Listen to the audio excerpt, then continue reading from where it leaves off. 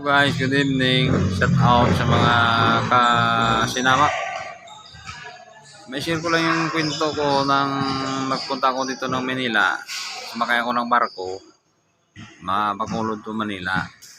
Ang katabi ko doon nga nagkakape sa umaga sa taas ng barko ng araw na yon.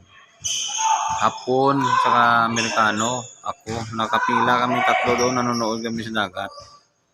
Ngayon, tinapon ng Amerikano yung gamit niyang cellphone.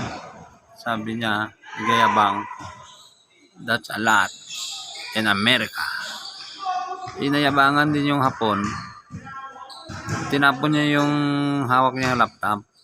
Sabi naman ng Hapon, that's a lot in Japan. Mukhang mapahiya ako dahil ako yung walang maitapon dahil tatlo kami nakapila doon. Naghahanap ako kung anong pwede kong itapon. Yung Chinese dumaan sa likod ko, binuhat ko at saka tinapon. Sabi ko naman, that's a lot in the Philippines.